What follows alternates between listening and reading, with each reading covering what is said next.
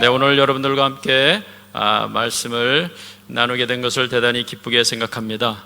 오늘 우리가 함께 나눌 말씀은 고린도후서 5장 17절 말씀과 로마서 6장 4절 말씀이 되겠습니다.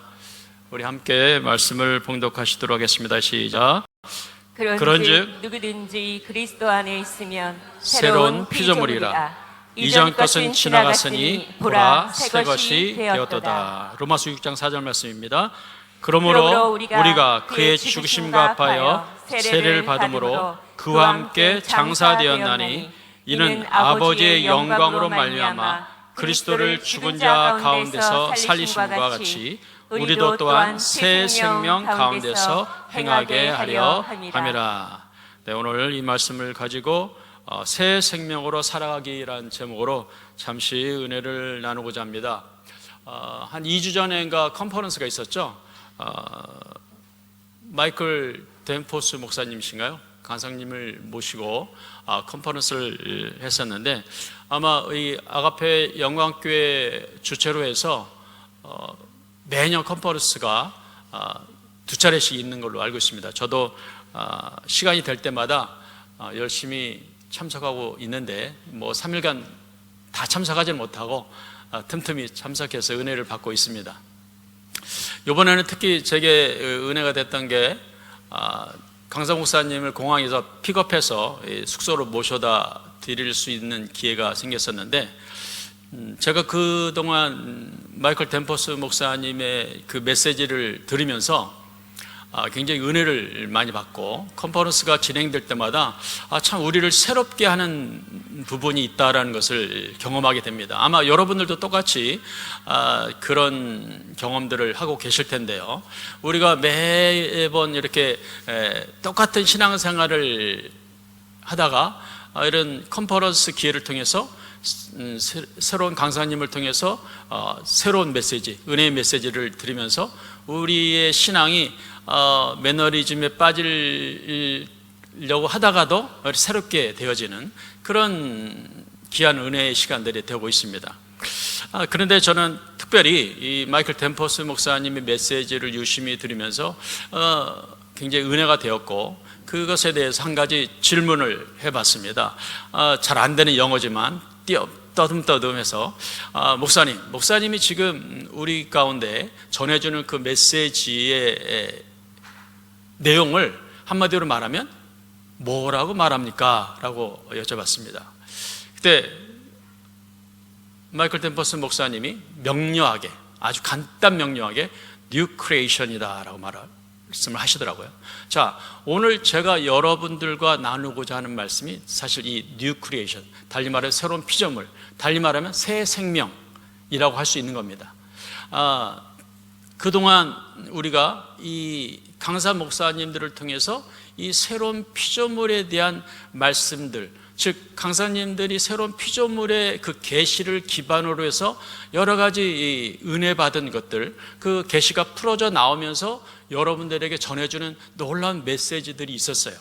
자, 그렇다면 제가 여러분들에게 말씀을 전할 메시지를 준비하면서, 그렇다면 이 새로운 피조물의 뼈대를 이루고 있는 가장 기초적이고서도 가장 중요한 그 뼈대를 우리가 한번 다시 리뷰하면서 여러분들 나누는 것이, 앞으로 우리가 이 새로운 피조물의 계시의 말씀들을 받아들이는데, 그걸 이해하고 우리 삶 가운데 더 유익하게 풀어지게 하는 데 있어서 굉장히 도움이 되겠다라는 생각을 해봤습니다.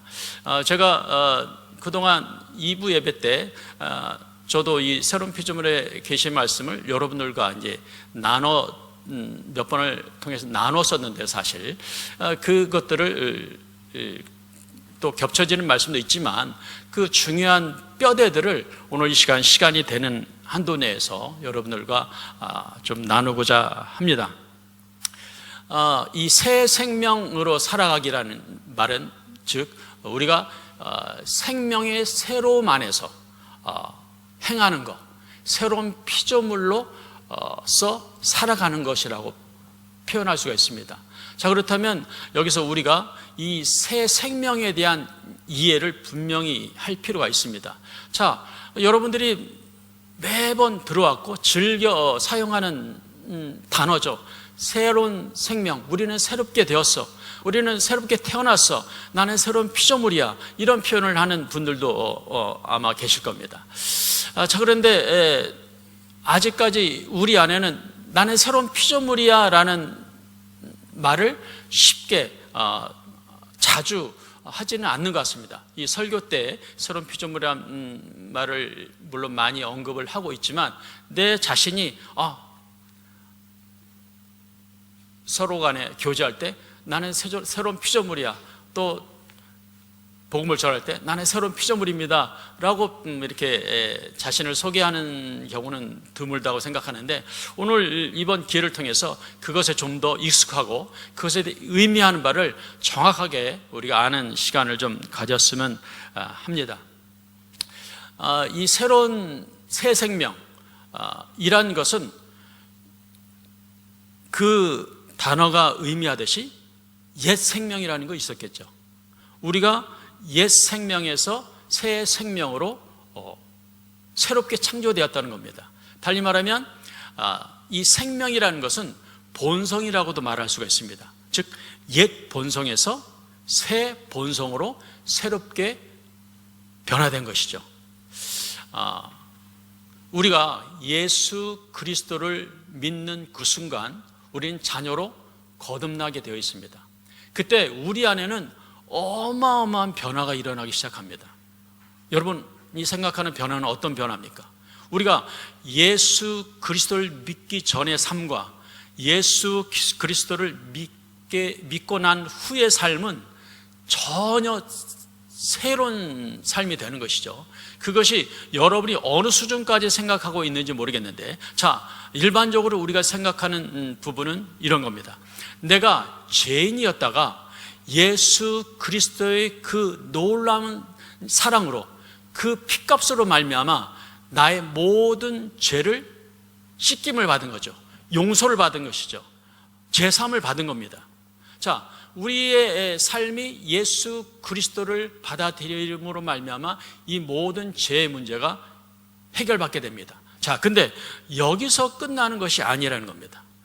새로운 피조물이라는 것은, 새 생명이라는 것은 우리가 우리의 모든 죄가 씻김받고 용서받아서 구원받은 그 순간에 우리 영 안에 놀라운 변화가 일어나는데, 그것은 새로운 창조가 일어나게 된다는 겁니다. 그런즉 누구든지 그리스도 안에 있으면 새로운 피조물이라. 이전 것은 지나갔으니 보라 새 것이 되었도다 라고 말씀하고 있는 겁니다. 자, 여러분의 모습을 생각하면 나는 이전의 모습과 지금의 모습이, 네모난 사람은 똑같이 네모나고 세모난 사람은 똑같이 세모나잖아요. 동그란 사람은 똑같이 동그랗고. 하지만 내 육신의 모습이 아니라 내 영 안에서 놀라운 변화가 생겼다는 겁니다. 새로운 창조, New Creation이라는 그 새로운 피조물의 놀라운 역사가 우리 영 안에서 생겼다는 것이죠. 이것을 우리가 정확하게 인식하는 것이 중요한 겁니다. 여러분들은 그저 죄가 용서받은 것으로 끝난 것이 아니라 그 순간 내 영 안에 놀라운 창조, 새로운 창조가 일어나게 되었다는 겁니다. 우리가 하나님과 분리됐을 때는 내 영이 죽었다는 표현을 쓰고 있죠. 그런데 이제 우리가 예수 그리스도를 영접하고 내 구세주로 받아들이는 그 순간 내 영 안에는 놀라운 변화, 새로운 생명이 창조되었다는 것이죠. 이것이 새로운 본성이라고 할 수 있는 겁니다. 즉, 우리가 죄인 되었을 때는 죄의 본성을 가지고 살았습니다. 그런데 우리가 예수 그리스도를 믿고 난 이후에는 우리 안에 새로운 본성, 하나님이 우리에게 주시는 그 놀라운 생명으로 말미암아 새 본성을 갖게 되는데, 그것을 의의 본성이다라고 말합니다. 하나님이 가지고 있는 본성, 그것이 의의 본성이라는 것이죠. 자, 의에 대한 설명은 여러분들이 들어보신 분들도 많이 있을 겁니다. 자, 다시 여러분들에게 잠깐 설명해 드리자면, 이 의라는 것은 우리가 단순히 바르게 사는 것을 의미하는 것이 아닙니다. 바르게 살기 위해서는 먼저 우리에게 의의가 되는 과정이 필요하게 된 것이죠. 근데 우리는 바르게 살아서 의인이 되고자 하는 노력들을 그동안 참 많이 해왔어요. 그래서 하나님 앞에 내가 거룩한 사람이 되어서 하나님 앞에 짠 하고 나타나고자 하는 노력을 참 많이 해왔다는 얘기입니다. 어떻게 하든지 내가 죄를 짓지 않아서 하나님 앞에 의로운 모습으로 나타나고자 하는 그런 노력을 많이 해왔다는 거예요. 자, 그런데 여러분, 이게 순서가 뒤바뀌어서는 안 된다는 거예요. 우리는 하나님의 그 놀라운 사랑 안에서 나의 그 어떠한 노력도 첨가되지 않은 상황에서 예수 그리스도의 그 보혈로 말미암아, 예수님의 그 십자가 사건으로 말미암아 우리가 완전히 변화되어서 내 안에 그 새로운 생명이 창조되음으로 말미암아 우리 안에 죄의 본성이 의의 본성으로 변화되는 놀라운 은혜를 겪게 되었다는 사실입니다. 이것에 대한 이해가 우리 안에 분명히 있어야 돼요. 내 의지로 의의가 되는 것이 아니라 하나님이 내 안에 생명을 불어넣으심으로 말미암아 그 하나님의 생명으로 내가 새롭게 되었다는 거예요. 의의 본성을 갖게 되었다는 겁니다. 자, 그래서 로마서 4장 25절 말씀을 한번 보시겠습니다. 한번 읽어주시겠어요? 예수는 우리가 범죄한 것 때문에 나중이 되고 또한 우리를 의롭다 하시기 위하여 살아나셨느니라. 네, 할렐루야. 자, 여러분들은 의인입니까? 다시 한번 보겠습니다. 여러분은 의인입니까? 죄인 아니신가요? 뻔뻔하시네요. 여러분이 왜 의인입니까? 아직도 많은 죄 가운데 살고 있는 걸 제가 뻔히 알고 있는데 어떻게 뻔뻔하게 나는 의인이라고 말할 수 있습니까? 네, 예수 그리스도로 말미암아 어쨌다는 거죠? 자, 여러분이 변화되었기 때문에 여러분은 의인일 수밖에 없어요. 자, 의인이라는 것은 여러분의 행위를 말하는 게 아니에요. 아, 저 사람 왜 저러지? 내 행동과 내 습관과 내 버릇과 이것으로 여러분들이 의인인지 죄인인지를 판단하는 게 아니라는 거예요. 여러분이 어떤 본성을 가지고 있느냐에 따라서 죄인이냐 의인이냐가 판가름 나는 겁니다. 자, 그럼 여러분 한번 생각해 봅시다. 여러분은 변화된 사람입니까? 뭐가 변화되었다고 말씀드렸죠? 여러분의 영이 변화된 겁니다. 하나님이 우리를 보실 때 여러분의 영을 보는 겁니다. 내 자녀가 되었는지 안 되었는지 판단한 그 기준은 여러분 안에 새 생명을 가지고 있는지 그렇지 않은지에 따라서 판가름 난다는 거예요. 새 생명이라는 것은 내가 하나님의 본성을 가지고 있다는 것을 의미하는 겁니다. 이 생명은 하나님을, 예수 그리스도를 우리가 영접할 때 우리 안에 들어오시게 되는 겁니다. 또 증거는 이것이니 하나님이 우리에게 생명을 주신, 영생을 주신 것과 이 생명이 그의 아들 안에 있는 것이니 우리가 예수 그리스도를 영접할 때 생명, 영생이 들어오게 되는데 그것이 하나님의 생명이라는 겁니다. 하나님의 생명이라는 것은 하나님을 하나님답게 하는 생명, 그것이 우리 안에 들어와 있는 거예요. 그 하나님의 생명은 본성이라고도 얘기합니다. 하나님의 본성은 어떤 본성이냐? 의의 본성. 의의 본성. 예. 이 의라는 건요, 그래서 어떤 것을 말하는 거냐면 바르게 행동하는 것을 단순하게 의미하는 게 아니라 죄가 없는 상태. 의라는 거는 죄가 없는 상태, 죄가 용서받은 상태가 아니라 죄가 아예 없는 상태를 말하는 겁니다. 그러므로 여러분들은 단순히 죄에서 구원받은 죄인이 아니라 이제 그 단계를 뛰어넘어서 우리 영 안에 새로운 생명이 부어져서 새로운 창조, 뉴 크리에이션, 새로운 피조물로 여러분들이 변화된 상태를 유지하고 있기 때문에 여러분들은 죄와 상관이 없는 사람이 되었다는 겁니다. 그래서 여러분을 의인이라고 하는 거예요. 저를 따라서 고백합니다. 나는 죄인이 아닙니다. 나는 의인입니다. 누가 뭐라 해도 나는 의인입니다. 내 안에 하나님의 생명이 있기 때문에 그렇습니다. 죄는 나와 상관이 없습니다. 할렐루야. 죄와 상관없는 상태, 그 상태가 바로 의의 상태, 그것이 의라는 거예요. 그래서 말하기 좀 이렇게 잘 안 나와도 자꾸 여러분들이 연습을 하셔야 돼요. 나는 의인이야. 의인이야. 자꾸 자기 자신에게 설득을 해야 돼요. 설득이 안 되는 분 있죠, 여기 지금. 아직도 설득이 안 돼요. 내 자신이. 이분 그렇게 얘기해도 내 자신이 설득이 안 돼. 그래도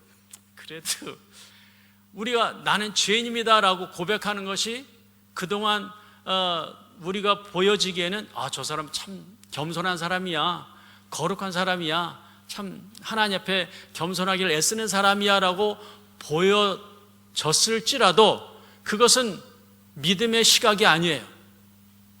혼의 시각이야. 불신앙의 시각이에요. 왜? 말씀에 의지하면. 믿음이라는 게 뭡니까? 말씀대로 말하는 게 믿음이죠. 그렇죠? 말씀에 뭐라고 말씀합니까? 너희가 의인이 되었어 라고 말하는데, 주님 나는 죄인이에요, 나를 좀 불쌍히 여겨주세요 라고 말한다면 그거는 완전히 불신앙이죠. 맞습니까? 맞습니까? 예. 그러면 여러분들은 나는 의인입니다 라는 고백을 아주 당대하게, 아주 야무지게 하시기 바랍니다. 그게 여러분 안에서 야무지게 나올 때 그게 정말 힘이 되어서 능력이 될 수 있다는 사실입니다.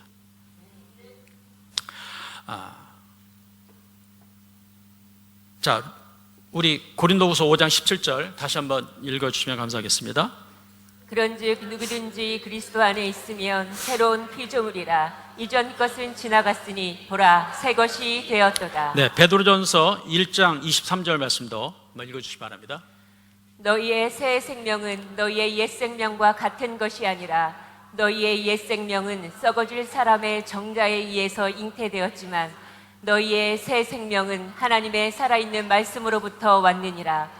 하나님 자신에 의해서 직접 잉태된 생명을 생각할지어다. 네, 계속 띄워줘 보세요. 자, 이 말씀이 내가 보던 말씀이 아닌데라고 하시는 분이 있을 텐데, 이게 이제 메시지 바이블로 이제 띄워놓은 거예요. 자, 너희의 새 생명은 너희의 옛 생명과 같은 것이 아니라 너의 옛 생명은 썩어질 사람의 정자에 의해서 잉태되었지만 너희의 새 생명은 하나님의 살아있는 말씀으로부터 왔느니라. 하나님 자신에 의해서 직접 잉태된 생명을 생각할지어다 라고 말하고 있습니다. 자, 분명히 다른 겁니다. 자, 우리는 아담의 후손이죠.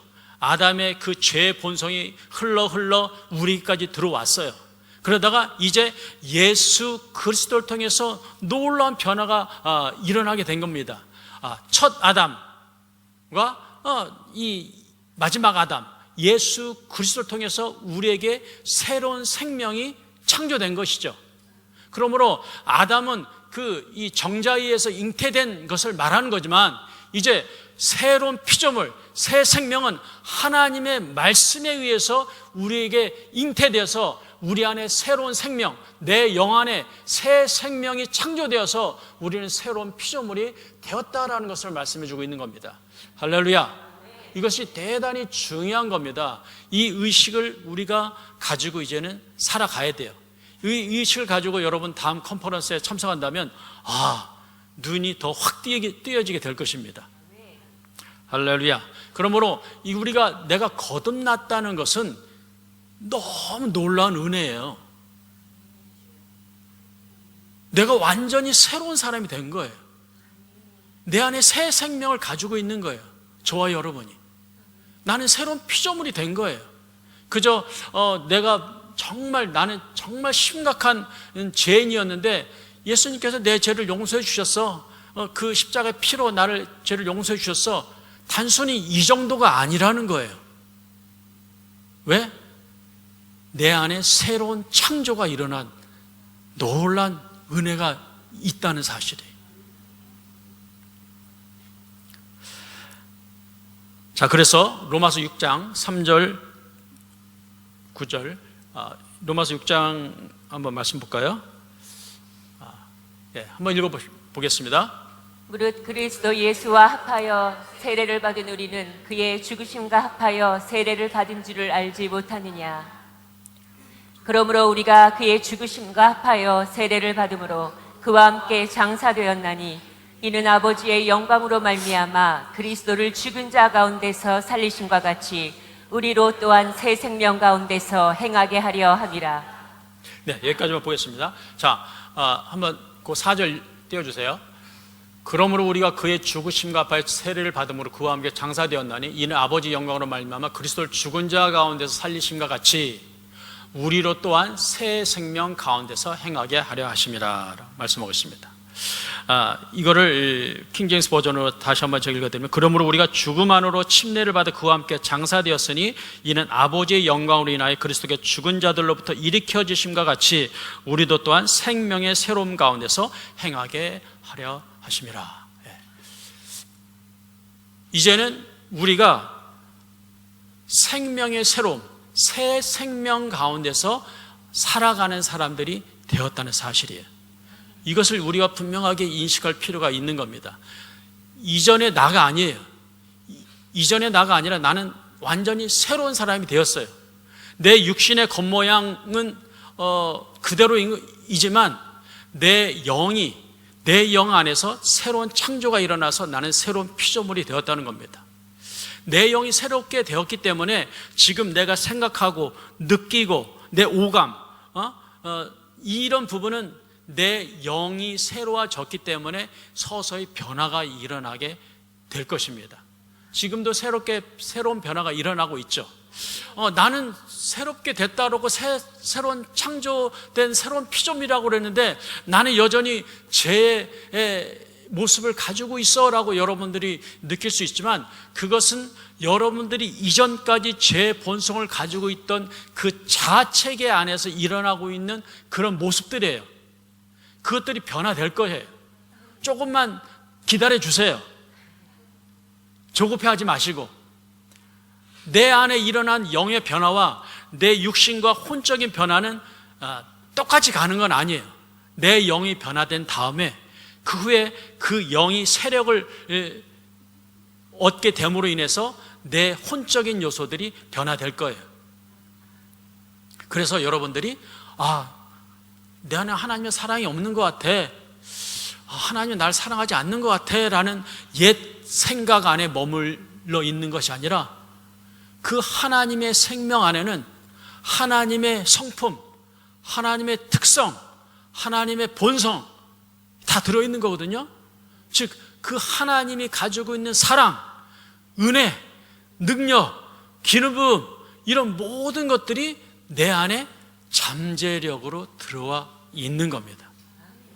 이것이 풀어져 나오기까지 좀 시간이 걸리는 거예요. 자, 갓난아이가 태어났다고 생각해 봅시다. 여러분, 갓난아이가 태어나자마자 뒤집기 하고 일어납니까? 갓난아기는 지금 꼼짝 못하고 이 포대기에 쌓여 있을지언정 그 안에 잠재력이 뭐가 있습니까? 얘가 이제 뒤집기 할 것이고 일어날 것이고 뛸 것이고 말할 것이고 그 잠재력이 있잖아요. 그 안에 우리 영 안에 그런 잠재력이 들어와 있는 거예요. 왜? 하나님을 하나님답게 하는 생명이 예수 그리스도를 통해서 우리 안에 들어와 있는 거예요. 예수님이 가졌던 그 생명이 우리 안에도 똑같은 생명이 들어와 있는 거예요. 잠재력으로. 그러므로 그것은 저절로 되는 게 아니에요. 훈련으로 되는 거지. 그래서 새 생명으로 살아가기, 새 생명으로 행하기라는 제목을 붙인 거예요. 여러분이 이제 나는 새 생명으로 살아갈 거야. 그렇게 자꾸 자기 자신을 훈련시켜야 돼요. 아까 말씀드렸죠? 내 자신을 설득시켜야 되는 거예요. 내가 누구인지. 예? 내가 누구인지. 한쪽에서는 여전히 아우 나는 죄인이야.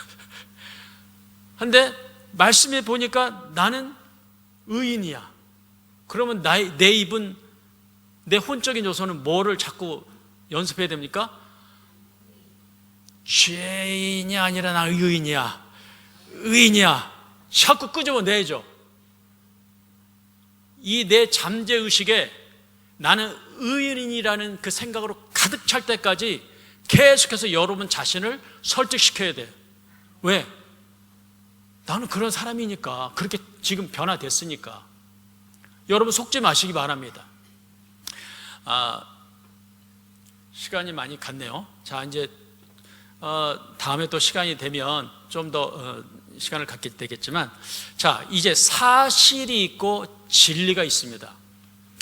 사실이라는 것은 뭐냐면, 내가 다리가 부러졌어요. 내가 다리가 부러졌어. 그러면 내가 다리가 부러진 것은 사실이죠. 근데 우리는 어떻게 기도합니까? 나는 치유받았습니다 라고 기도하라고 하죠. 왜 그럴까요? 왜 그럴까요? 네? 자, 여기 중요한 원리가 있어요. 자, 새로운 피조물로 살아가는 데 있어서 굉장히 중요한 훈련해야 될 부분 중에 하나가 말이에요. 언어. 그것은 뭐냐면 내가 겪고 있는, 내가 실제 삶 가운데 눈으로 보여주고 만져주고 느껴주고 있는 사실적인 부분과 하나님이 이 사실에 대해서 말씀하고 있는 부분이 달라요. 그렇다면 우리는 뭘 말해야 되겠어요? 뭘 고백해야 되겠어요? 하나님이 말씀하신 바를 우리는 붙들고 그것을 고백하는 것이 필요한 거예요. 자, 이것이 근데 잘 안 돼. 왜? 수십 년 동안 그냥 보여지는 거, 느껴지는 거, 이런 거를 자꾸 말해 왔으니까. 또 우리 크리스찬들은 너무 착해. 그러니까 거짓말을 안 하려고 그래. 보여지는 걸 그대로 얘기하려고 그래. 흰 거짓말도 하얀 거짓말도 안 하려고 그래. 대부분 될 수 있으면. 근데 이건 거짓말하라는 얘기가 아니에요. 믿음으로 고백하라는 거예요. 사실을 말하지 말고 믿음으로 고백하라는 거예요. 자, 질병에 대해서 우리는 어떻게 고백을 해야 되느냐? 내가 지금 어떤 사고로 인해서 다쳤어요. 다리가 부러지거나 뭐 어떤 질병, 심각한 질병에 걸렸어요. 근데 사실을 말하자면 나는 여기가 안 좋대. 콩팥이 안 좋대. 나는 지금 뼈가 부러졌대. 의사가 하는 말이. 그래, 나는 다리가 부러진 거야. 나는 지금 콩팥이 안 좋아. 이렇게 말하는 건 사실을 말하는 거지만 우리의 믿는 자들은, 새 생명을 가지고 있는 우리들은 어떠한 은혜가 있습니까? 하나님께서 우리를 이미 치료하셨다는 그 말씀이 있어요. 저가 채찍에 맞으심으로 너희가 나음을 입었느니라. 과거형이죠. 너희는 나음을 입었느니라. 이 사실에 대해서 진리를 덮는 겁니다. 비록 내 다리는 부러지고 지금 신장이 안 좋은 그런 사실을 가지고 있다 할지라도 나 치료받았어. 고백하는 겁니다. 누가 들으면 미친놈이라고 그러겠죠. 그러지만 나는 내 믿음을 포기해서는 안 되는 거죠. 이거는 우리의 선택사항이에요. 내 의지를 가지고 하는 거예요. 저절로 되는 게 아니에요. 왜? 내가 진리를 붙잡는 건 내 의지로 붙잡는 거예요. 그것을 우리가 훈련해야 되는 거예요. 내 안에서 정말 내 단전에서부터 정말 내 이 고백이 자연스럽게 나올 때까지. 그런 간증을 사실 저는 개인적으로 많이 들어봤습니다. 그래서 이 훈련을 하다 안 돼가지고 너무 힘들어서 때려치우는 사람도 많고, 이거 부러진 건 부러진 거지 내가 왜 치료받은 거야? 아직 치료 안 받았잖아. 하다 보면 이제 그런 생각이 자꾸 들을 때가 있어요. 자, 이거는 우리만 그런 게 아니에요. 정말 세계적으로 크게 쓰임받는 신유 사역자들도 똑같이 의심이 들어옵니다. 많은 환자들이 올 거 아니에요. 그렇죠? 각색 질병 걸린 사람들이 찾아올 거 아닙니까? 그런데 정말 믿음이 100% 차서 보자마자 너는 치유될지어다라고 하는 때도 있지만, 정말 믿음이 안 생기는 거야. 아유, 하나님, 제가 뭔데 이 사람을 치유 일어나라고 하면 일어나겠습니까? 라는 의심이 들어올 거 아닙니까? 그런 고백들을 하는 겁니다. 하지만 그러할지라도 믿음을 선택하는 거죠. 여러분, 믿음을 선택하시기 바랍니다. 우리는 믿음을 선택해야 돼요. 저도 여전히 어떤 때는 엎어지고 넘어지고 하지만 그래도 그 자리에서 믿음을 선택하는 겁니다. 믿음으로 선택하는 겁니다. 믿음으로 하나님의 말씀을 붙잡는 거예요.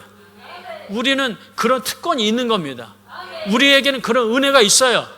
우리에게는 하나님의 말씀이 주어져 있습니다. 여러분 안에 무엇이 들어있는지에 대해서 여러분들이 잘 생각해 보셔야 돼요. 자, 말씀을 몇 가지만 읽고 마치도록 하겠습니다. 자, 여러분들 안에는 정말 무엇을 가지고 있는지가 중요한데요. 여러분 안에, 새로운 피조물 안에, 여러분의 새 생명 안에 하나님께서 전이해 주신 것들이 뭐가 있을까요? 뭐가 있을까요? 아까 다 말씀드렸는데. 네? 뭐가 있죠? 하나님의 사랑이 있죠. 확실합니까? 하나님의 사랑이 있어요. 또 뭐가 있을까요? 믿음이 있죠. 확실합니까? 믿음이 있습니다. 한번 말씀을 보겠습니다. 자, 로마서 5장 5절 말씀 한번 읽어주시기 바랍니다. 맨 뒤에 한번 갈게요. 맨 뒤쪽에 로마서 5장 5절 말씀. 네. 하나님의 사랑이 우리 마음에 부어졌기 때문이다. 네, 말씀이 뭐라고 얘기합니까? 여러분, 하나님의 사랑이 부어졌습니까? 네, 하나님의 사랑이 내 안에 있는 겁니다. 하나님이 그렇다고 하면 그런 거죠. 믿음이라는 게 뭡니까? 우리가 하나님이 말씀하신 바를 그대로 받아들이는 게 믿음이에요. 하나님이 말씀하신 대로 생각하고 말하고 행하는 것, 그 삶이 우리에게 계속해서 되어져야 되는 것이죠. 하나님은 내가 내 사랑을 너에게 부어줬다라고 얘기하는데 맨날 나와서 하나님 나에게 좀 사랑을 좀 부어주세요라고 말하면 누가 잘못하고 있는 겁니까? 누가 잘못하고 있는 거예요? 사랑을 부어달라고 말하는 사람이 잘못한 거잖아요. 여러분이 하나님보다 크십니까?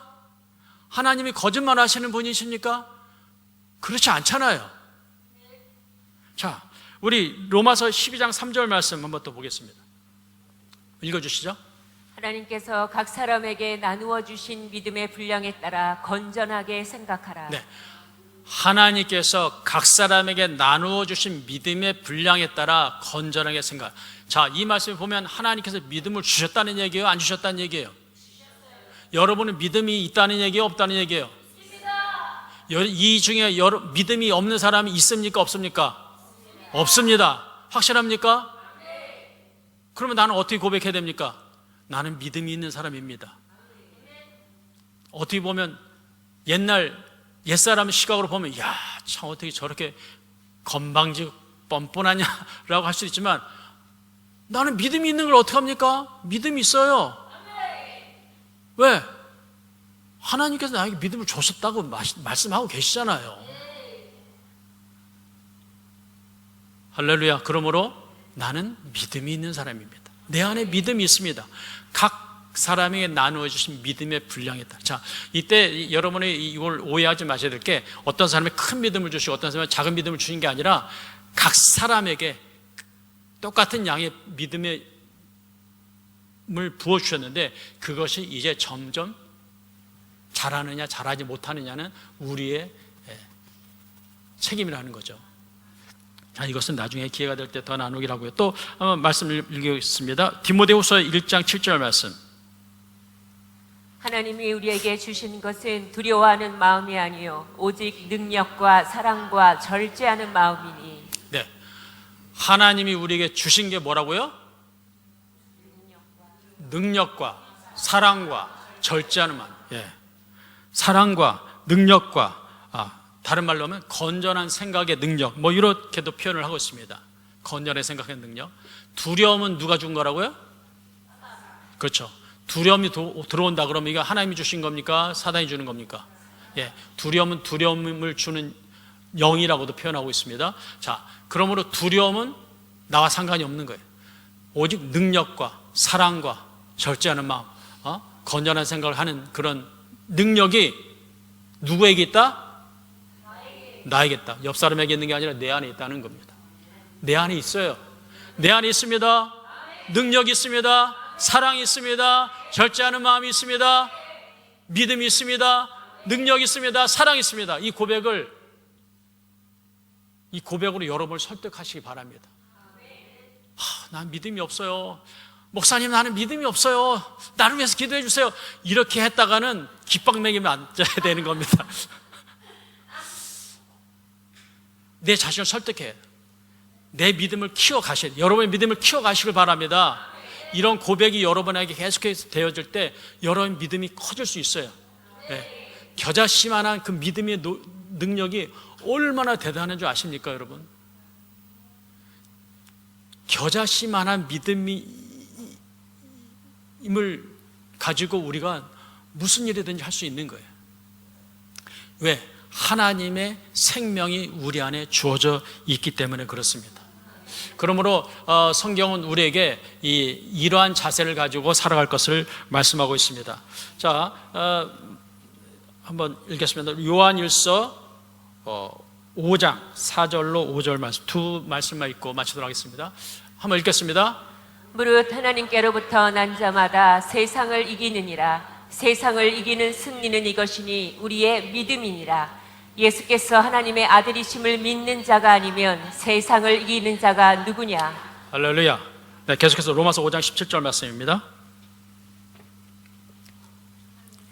한 사람의 범죄로 말미암아 사망이 그 한 사람을 통하여 왕노릇하였은즉 더욱 은혜와 의의 선물을 넘치게 받은 자들은 한 분 예수 그리스도를 통하여 생명 안에서 왕노릇하리로다. 할렐루야. 여기서 여러분 분명히 구별해 보시기 바랍니다. 한 사람의 범죄로 말미암아 사망이 그 한 사람을 통해서 왕노릇하였은즉, 이것이 우리의 옛사람이었죠. 그러다가 이제 어떻게 됩니까? 한 분 예수 그리스도를 통하여 생명 안에서 우리가 왕노릇하는, 어떻게? 은혜와 의의 선물을 넘치게 받는 자들. 자, 아까 의에 대해 설명을 해드렸죠. 하나님 은혜에 대해 설명을 해드렸어요. 자, 그 의의를 가지고 있는 저와 여러분들이 예수 그리스도 안에서 이 땅에서 어떻게 해요? 왕노릇하게 된다라고 말씀하고 있는 겁니다.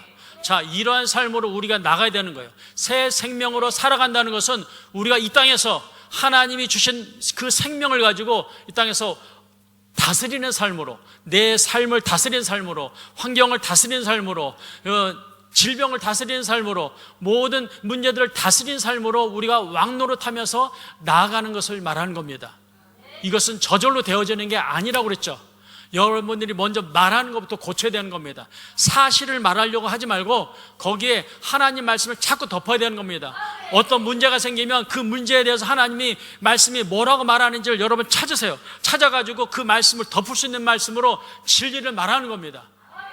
질병이 문제를 만난다 그러면 질병에 대해서 하나님 뭐라고 말씀하시는지를 찾아서 그 말씀에, 그 사실에 덮어서 진리를 말해야 되는 거예요. 그러한 삶이 우리 삶 가운데 일어나게 된다면 우리 안에 놀라운 기적의 역사가 일어나게 되는 줄로 믿습니다.